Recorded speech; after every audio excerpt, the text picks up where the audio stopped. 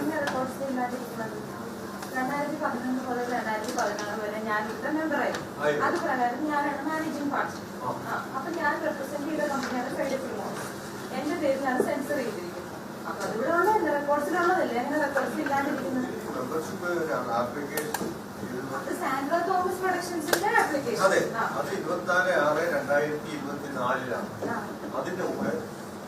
അതിന്റെ കൂടെ പറഞ്ഞിട്ടില്ലല്ലോ എവിടെയും പറഞ്ഞിട്ടുണ്ടോ? അതിന്റെ കൂടെ തന്നെ ഉള്ളത് വേണമെന്ന് പറഞ്ഞിട്ടുണ്ട്. ഇവിടുത്തെ റെക്കോർഡ്സിൽ ഇല്ലാന്ന് സാറിന് എങ്ങനെ അറിയാം? ഇവിടുത്തെ റെക്കോർഡ്സിൽ ഓൾറെഡി എന്റെ സെൻസസ് സർട്ടിഫിക്കറ്റ് കൊടുത്തിട്ടുണ്ടല്ലോ. ഞാൻ ഇവിടെ മെമ്പറായി, എനിക്കിവിടെ വോട്ടിംഗ് റൈറ്റ്സ് ഉള്ള ആളായിരുന്നു 2016 വരെ. എവിടെയാണെങ്കിലും പ്രൊഡ്യൂസേഴ്സ് അസോസിയേഷൻ തന്നെയാണല്ലോ. ഇവിടുത്തെ മെമ്പർഷിപ്പിൽ ഉണ്ടായിരുന്ന ആളാണ് ഞാൻ. ഇവിടെ മാനേജിംഗ് പാർട്ണർ ആയിരുന്ന ആളാണ് ഞാൻ. എന്റെ കമ്പനിയുടെ മാനേജിംഗ് പാർട്ണർ ഞാനായിരുന്നു. അപ്പൊ എന്റെ പേരിലാണ് സെൻസർ ചെയ്തേക്കുന്നത്. ആ സർട്ടിഫിക്കറ്റ്സ് എല്ലാം ഇവിടുത്തെ റെക്കോർഡ്സിലുണ്ട്. അതില്ലാന്നെങ്ങനെ പറയാൻ പറ്റും? ഞാൻ സെയിം സാൻഡ്ര തോമസ് തന്നെയാണ്. ഫേം മാറി എന്നുള്ളതല്ലേ ഉള്ളൂ. ഇപ്പൊ വിശാഖിന്റെ രണ്ട് ഫേമാണ്. അതേപോലെ തന്നെ രണ്ട് ഫേമാണ്. എക്സിസ്റ്റിംഗ് എവിടെയെങ്കിലും പറഞ്ഞിട്ടുണ്ടോ സാർ? ബൈലോയിൽ എവിടെയെങ്കിലും എക്സിസ്റ്റിംഗ് എന്ന് പറഞ്ഞിട്ടുണ്ടോ സാർ? എന്തിന്റെ ബേസിസിലാണെന്ന് നോക്കുന്നത്?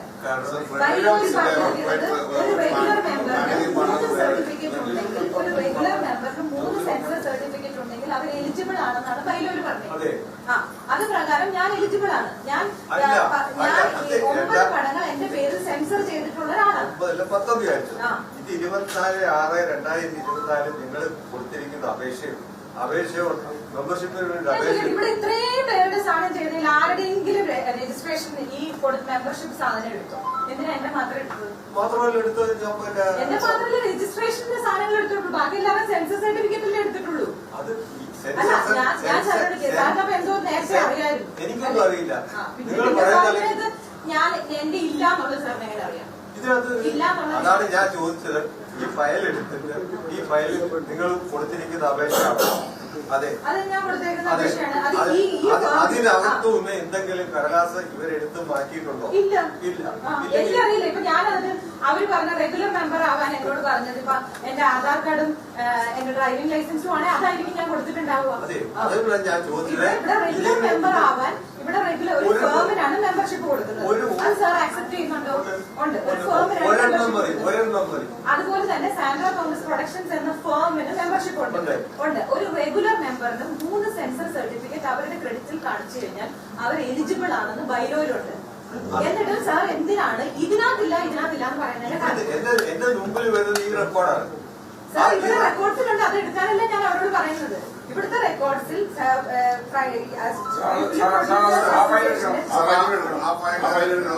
ഇവര് മുമ്പൂടെ ഫ്രൈഡേ ഫിലിംസിന്റെ മാനേജിംഗ് പാർട്ണർ, അത് കഴിഞ്ഞ് ഇവരെ മാറ്റി വിജയ് ബാബു മാനേജിംഗ് പാർട്ണർ ഇവര് പാർട്ണറുമായി. അത് കഴിഞ്ഞ് 2017 ഇവര് അതിൽ നിന്ന് മുഴുവനായിട്ട് മാറി യാതൊരു അവകാശവുമില്ല. ഈ മുഴുവൻ പടങ്ങളും വിജയ് ബാബുവിന്റെ ഓണർഷിപ്പിലാണെന്നും അയാളുടെ ഒരവകാശവുമില്ല എന്നും സെൻസർ സർട്ടിഫിക്കറ്റ് മാറ്റാൻ പറ്റുമോ? എന്റെ പേരിൽ സെൻസർ ചെയ്തിരിക്കുന്ന സിനിമ എന്റെ പേരിൽ ചെയ്തിരിക്കുന്നതാണ്. ഞാൻ നിർമ്മിച്ച സിനിമ തന്നെയാണ്. ഞാൻ ഫോം മാറിയിട്ടേ ഉള്ളൂ. എന്റെ പേരിൽ സെൻസർ ചെയ്തിരിക്കുന്ന സിനിമകൾ ഞാൻ തന്നെ പ്രൊഡ്യൂസ് ചെയ്ത സിനിമകളാണ്. അതെങ്ങനെ ആർക്കെങ്കിലും പറയാൻ പറ്റില്ല? ഞാൻ ചെയ്തിട്ടില്ല എന്ന് പറയാൻ പറ്റില്ല. വിശാഖ് 2 ഫേമിന്റെ പേരിൽ ചെയ്തതുപോലെ തന്നെ ഞാനും 2 ഫേമിന്റെ പേരിലാണ് ചെയ്തിരിക്കുന്നത്. അതുവരെ ആ ഫേമിന്റെ മാനേജിംഗ് പാർട്ണർ ആയിരുന്നു ഞാൻ പാർട്ണർഷിപ്പ് മാറിയെന്ന് എന്റെ പേരിൽ സെൻസസ് സർട്ടിഫിക്കറ്റ് മാറുന്നില്ലല്ലോ. ഞാൻ ചെയ്ത സിനിമ എന്റെ പേരിൽ അല്ലാതാവുന്നില്ലല്ലോ. ഇപ്പൊ ചാനലുകളിൽ വരുമ്പോ വിജയ് ബാബുവിന്റെ പേരിലാണോ എന്റെ സർട്ടിഫിക്കറ്റ് കിടക്കുന്നത്? അല്ലല്ലോ, എന്റെ പേരിൽ തന്നെ കിടക്കുന്നത്. നിർമ്മാതാവ് ഞാൻ തന്നെയാണ്. സാറ് ഇത് ഞങ്ങൾ ബിസിനസ് ചെയ്യേണ്ട കാര്യമില്ല. സാറിനാണ് ഡിസിഷൻ എടുക്കേണ്ടത്.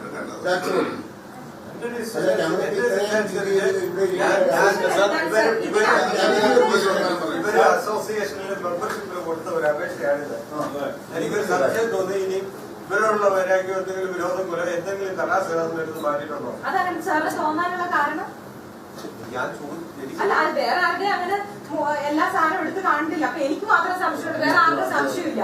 എനിക്ക് മാത്രം സംശയം ഉണ്ടോ എന്ന് ചോദിക്കാനുള്ള സാറിന്റെ കാരണം എന്താ? അത് കാരണം എന്താണെന്ന് വെച്ചാൽ നിങ്ങൾക്ക് എന്തെങ്കിലും പരാതി കാണുമെന്ന് വിചാരിച്ചു നിങ്ങളോട് ഞാൻ വേറെ ചോദിച്ചില്ലല്ലോ. ഈ കടലാസ് നിങ്ങൾ തന്നതാണോ കൊടുത്തതാണോ? അതെ, ഞാൻ കൊടുത്താണ്.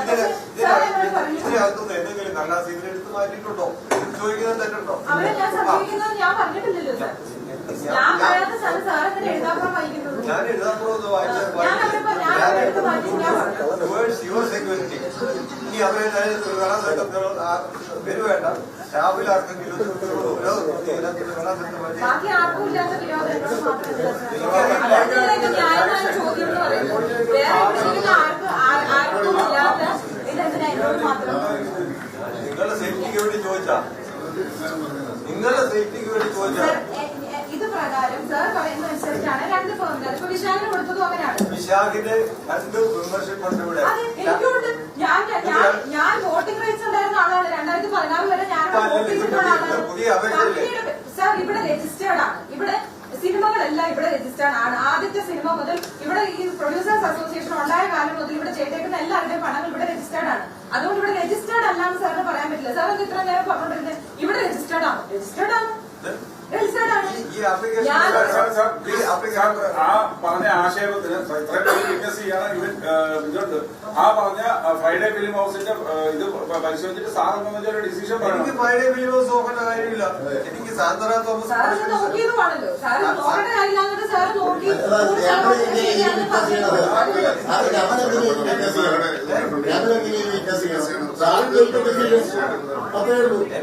അത് ഇതിനകത്ത് പറഞ്ഞിട്ടുണ്ട്. ഇവിടെ ആർക്കെങ്കിലും സംശയമുണ്ടെങ്കിൽ പറയാമെന്ന്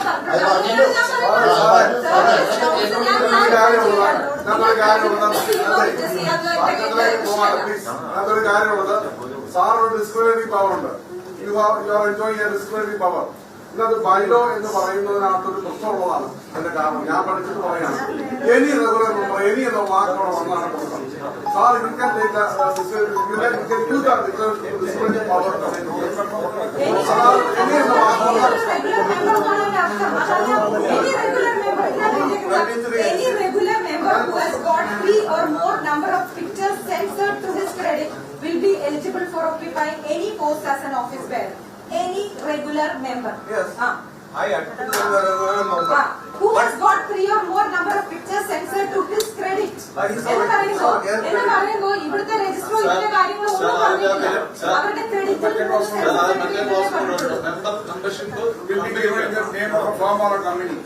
മെമ്പർഷിപ്പ് ആണ്. മെമ്പർഷിപ്പ് ഫോമിലാണ്. അത് ഞാൻ അങ്ങനെയാണെങ്കിൽ മാത്രമേ any regular member. Now I M A regular member. അപ്പൊ എന്റെ പേരിൽ 3 സെൻസസ് സർട്ടിഫിക്കറ്റ് ഉണ്ട്. പിന്നെ എന്തിന്റെ പേരിലാണ് ഇത് രജിസ്റ്റർ ചെയ്യാൻ ഓൾറെഡി എന്റെ സെൻസസ് സർട്ടിഫിക്കറ്റ് ഇവിടെ രജിസ്റ്റേർഡ് ആണ്. In the case of a partnership term, any one of the partners whose name and signature is affixed to the application form will be eligible. Sir ഞാൻ ഒരു കാര്യം ഒരു example ചോദിച്ചോട്ടെ. ഒരാൾ ഒരു കട തുടങ്ങി, അപ്പുറത്ത് പോയി വേറൊരു കട തുടങ്ങി, അല്ലെങ്കിൽ കടയുടെ ഓണർ അയാൾ അല്ലാണ്ടാവും? ഇല്ലല്ലോ.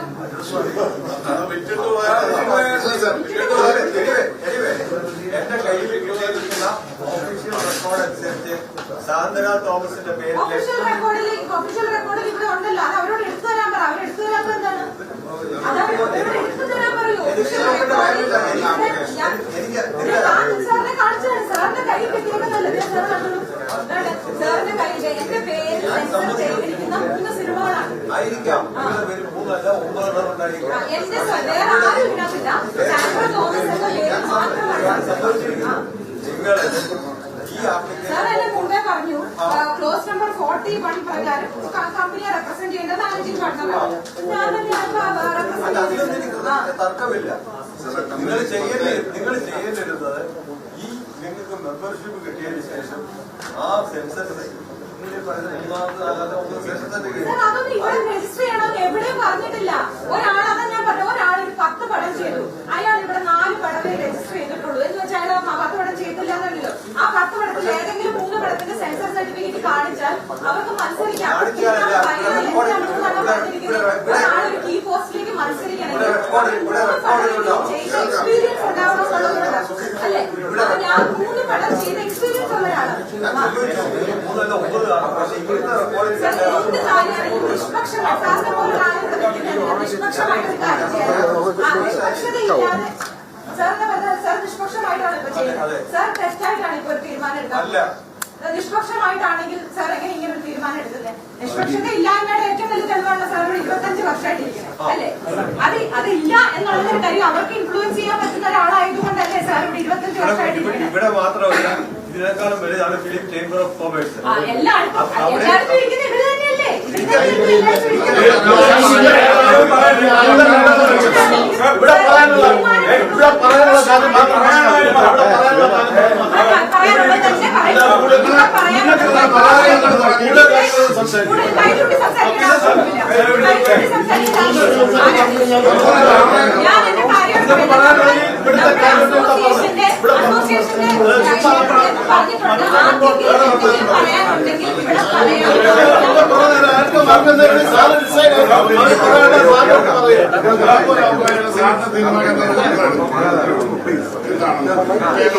എന്തുകൊണ്ട് സാർ അത് തള്ളുവാണെങ്കിൽ എന്തുകൊണ്ടാണ് തള്ളുന്നതെന്നുള്ളത് എനിക്ക് കൃത്യമായിട്ട് ഡീറ്റെയിലായിട്ട്